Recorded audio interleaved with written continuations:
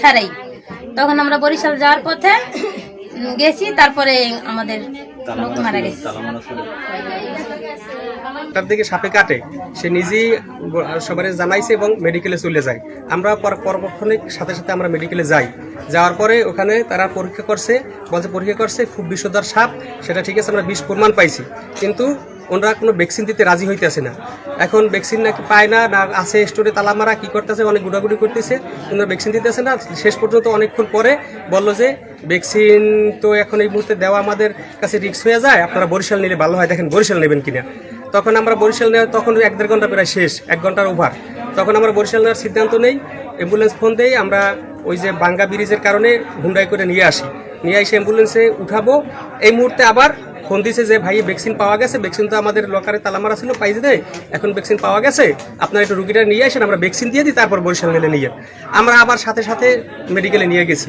নিয়ে যাওয়ার কর্তব্যরত ডাক্তার ছিল, একজন মহিলা আর একজন পুরুষ। ওরা বললো যে ভ্যাকসিন তো আমরা সংগ্রহ করছি, কিন্তু এখন ভ্যাকসিন দেওয়া রিস্ক হয়ে যায়, তো আপনার বনসই দিতে হবে। তো বললাম ঠিক আছে, আমাদের গার্ডিয়ান আছে, আমরা বনসই দেবো। বলে যে রক্তের আর গার্ডিয়ান লাগবে, একবার যে কাছের তার, আমরা তারও ফোন দিয়েছি, তারও কাছে নিছি। তখন বলতেছে যে আমাদের 10টা ভ্যাকসিন একত্রে মিলাইয়া তারপর প্রসেসিং কায়দায় আমাদের ভ্যাকসিনটা দিতে হবে।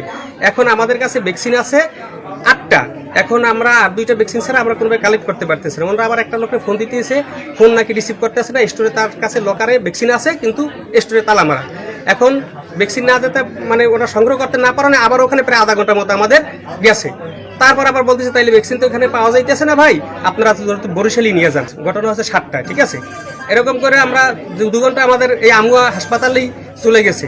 কিন্তু আমুয়া হাসপাতালে আমরা যখন প্রথম গেছি, যখন দেখছে যে হ্যাঁ এটা বিষধর সাপ তারা পরীক্ষায় পাইছে, তখন যদি সাথে সাথে আমাদের ভ্যাকসিনটা দিত, আমরা আশা করি আমাদের রুগীটা কিচ্ছু হইতো না, ইনশাল্লাহ বেঁচে আসতো। কিন্তু তাদের যে অবহেলা, মনে করেন যে রুগীটা নিয়ে যাওয়ার পর তাদের যে একটা অ্যাক্টিভিটি বা একটা যে কিছু করার, ওইরকম তাদের কোনো কিছুই ছিল না, সম্পূর্ণ তাদের অবহেলা ছিল।